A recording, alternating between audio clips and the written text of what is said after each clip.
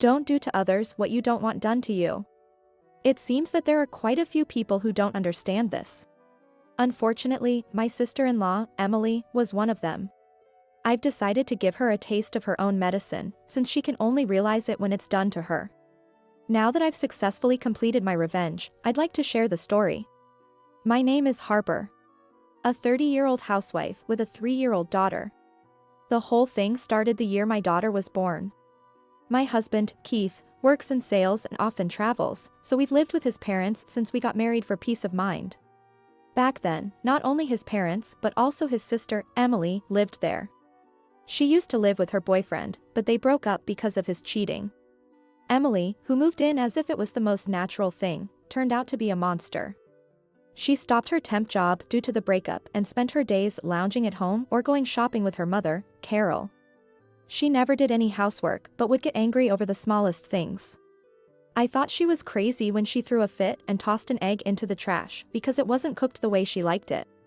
I wanted to tell her to make her own food if she didn't like it. This isn't a hotel. But I held back because if I talked back, I'd be blamed by my in-laws, who spoiled her. Carol didn't say a word to her unemployed daughter who was just having fun. And my father-in-law, John, just smirked as if it was amusing. Keith tried to talk to Emily, but being her younger brother seemed to carry little weight. She didn't care at all. Emily's monstrous behavior wasn't just about her selfishness, her lack of common sense was astounding too. On the day I gave birth to my daughter, she came to the hospital with John and Carol, led by Keith.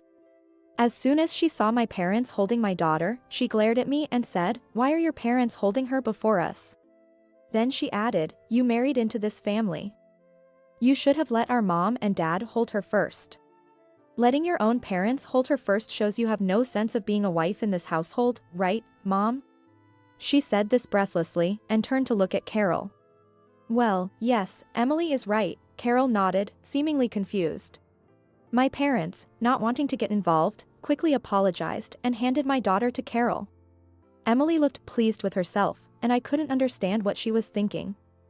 It was scary. My daughter seemed to sense something too and started crying. Maybe she's hungry? Keith wondered, so I took her back from Carol and headed to the nursing room, but Emily followed me, uninvited. And then, she suddenly started taking pictures. "Stop that, please." I blurted out. "What's the big deal? It's just breastfeeding. You're not naked or anything, getting all prissy about it is just weird," Emily laughed mockingly. "Just delete them already, stop joking around." Keith got angry at her, but Emily kept her eyes glued to her phone. "I've sent them to Mom and Dad, but I guess I can send them to some friends too, right?"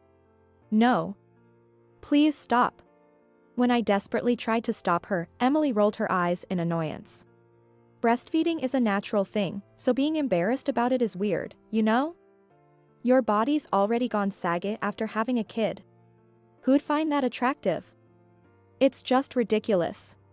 Keith, fed up with her nonsense, finally kicked her out, but by then, my photo had already been sent to John and Carol and were also sent to their relatives. After giving birth, I suffered from severe skin breakouts due to hormonal imbalances. At my daughter's baby shower, in front of all the relatives, Emily said, "Your skin was always bad, but this is just unbelievably gross. I can't believe Keith married someone like you. Maybe he'll get fed up and cheat on you." She pointed out my breakouts and laughed as if I were a monster. That wasn't all. Seeing me overwhelmed with childcare, Carol offered to help with the housework, but Emily said, "Just let her do it as usual. Giving birth isn't an illness, after all." Then she yelled at me, "Don't be so spoiled. Right, things are different now compared to my time. You get all the care you need at the hospital." Emily's right. Carol agreed, stepping back from helping. I felt nauseous seeing Emily smugly watching this unfold. I'm not losing to her. I will make her regret her behavior one day. With my health at its worst, my mind was much more troubled than it is now, and I resolved to seek revenge. Thanks to my newfound determination, I managed to get through the difficult postpartum period, venting to Keith all the while. Childcare was challenging, but I was soothed by seeing my daughter grow up to be healthy and strong. Eventually, Emily got a boyfriend and moved out. But I knew this was just a temporary truce. I patiently waited for my chance. Emily got married about a year ago from now. The day after hearing she had given birth, I went to visit her with Carol, since Keith was at work. On the way, we ran into Emily's mother-in-law and went to the hospital room together. There, Emily showed Carol her newborn child. "Look, Mom, isn't she cute?" When Carol reached out to hold her, I gently pulled her hand back and stopped her. "What are you doing?" Emily said, so I smiled and explained to her. "Oh, have you forgotten? It's a rule that the parents of the wife's family can't hold the baby until the husband's parents have." "Oh dear, Emily. Don't you have any sense of being a daughter-in-law?" I was satisfied with my infuriating response, and Emily seemed even more agitated. She turned red and tried to yell but couldn't, as it was the truth.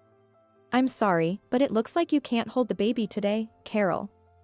After all, the rule is that the husband's father and mother hold the baby first," I told her, watching her fall silent. Carol looked to Emily desperately, but Emily only glared back at me hatefully.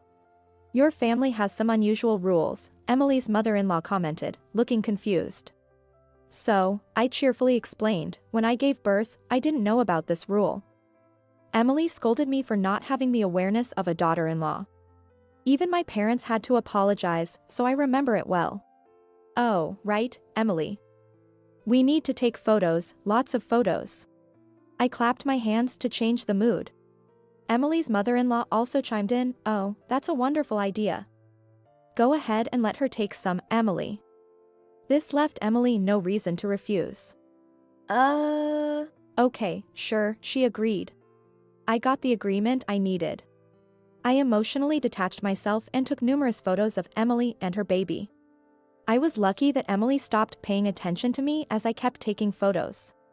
In the car on the way back home, I suggested to Carol, "I'll contact all the relatives about Emily's baby shower." I hadn't forgotten the humiliation from 3 years ago. Some people had sympathized with me at my own baby shower, but others, drunk uncles, laughed at my terrible skin condition. Seeing Carol nod in the rearview mirror, I smiled and said, "I'll do my best, Carol." Finally, the day of Emily's baby shower had arrived. Once the relatives had gathered and the lively celebration was underway, I texted Emily, "I've got some beautiful pictures." Emily's reaction was quick, and she was visibly shocked by the content. I sent another message, "I sent them out yesterday," and her face turned pale. Unable to contain herself, she stood up and exclaimed, "Harper, you are the worst." She yelled at me. Suddenly, the room fell into an eerie silence. "Emily, that's terrible. What have I ever done to you?" I asked with a solemn face, but getting slapped across the face was unexpected. "Hey, what are you doing to Harper?" Keith, emboldened by alcohol, shouted. Emily retorted, shoving her phone in his face, "Can you still defend her after seeing this photo?" She spread embarrassing photos of me. On the screen was the text I had just sent and a photo of Emily breastfeeding. With tears in my eyes from the slap, I explained loudly for everyone to hear. "I've only sent it to your family because it was beautifully taken." "What, to my family?"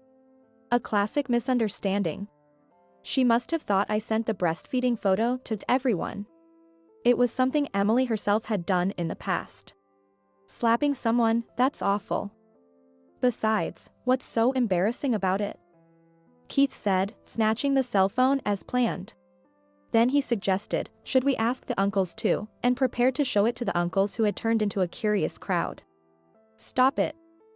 Harper, you stop him." Emily tried to get her phone back. I dropped my smile and coldly replied, "Why should I stop him? What? It's just a breastfeeding photo. You're not naked. It's a beautiful, natural moment, isn't it?" "That's what you said, Emily." I threw back the same words she had said to me 3 years ago. 3 years ago, you took photos of me breastfeeding and sent them to your parents, even though I didn't want you to. The relatives, initially excited by the drama, were now silently listening to my story. Those photos were spread around your relatives and ended up on the phones of some of the uncles here. I was horrified when I saw they had the photos.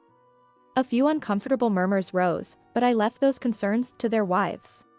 "We'll deal with this later. Sorry, I didn't tell you about that part." I whispered to Keith, holding his hand to prevent him from lashing out. 3 years ago, you told me to show the breastfeeding at the baby shower. Why are you embarrassed now? Realizing the truth only when you become the victim is too late. Cornered, Emily blurted out, I didn't know. I didn't have children. She cried out in desperation. Well, sure, if you've never had children, you wouldn't know the struggles of severe skin breakouts or the pain after giving birth. And it's easy to say, do housework as usual because childbirth isn't an illness, isn't it? That's right, I didn't know, so it can't be helped. That's no excuse. Keith angrily retorted, and everyone around nodded, directing their blame towards Emily. Just because you didn't know, doesn't mean you lack compassion. That's just unacceptable as a person. Suddenly, a young woman's cry broke the silence. Hey, what's wrong? Asked Emily's husband, approaching a young woman. Since his parents were also nearby, she must be his sister. I was also victimized by Emily. His sister's words trailed off, but her tearful collapse was more impactful than my revelations. Following her brother's gentle guidance, she began to speak about the mistreatment she suffered from Emily. The content was typical bullying, but it was clear that it had enraged their parents. I'm scared to live with Emily. After the sister's final words, Keith looked at me in astonishment. Your plan is incredible. No way, this wasn't part of my plan. This unexpected event turned out to be the perfect outcome for my revenge. As for Emily, her husband, apparently very fond of his sister, ended up divorcing her, and she had to return to her parents' house. Expecting her parents to be happy about their granddaughter, they were instead caught up in checking John's phone because of my breastfeeding photo, leading to an even bigger scandal. From John's phone, numerous messages were discovered, showing him inappropriately interacting with young ladies from a strip club. It was revealed that he had been lavishly spending on expensive bags and accessories for these young women, leading to a potential crisis of family breakdown. I wonder how long John and Carol will continue to support their incapable daughter. She was branded as unacceptable by her own brother, a real outcast as a human being. Relying on relatives would likely be difficult for her. Of course, turning to her husband's family is out of the question. I had planned for her to be shunned by all relatives, but the sister's revelations pushed Emily even further into despair. I had shared most of the plan with Keith when he agreed to help. Hearing about the terrible treatment I endured, he thought we couldn't live with his parents anymore. With this incident, we quickly moved out of my in-laws' house, just the three of us with our daughter. Don't do to others what you don't want done to you. I think I'll make that our family's motto.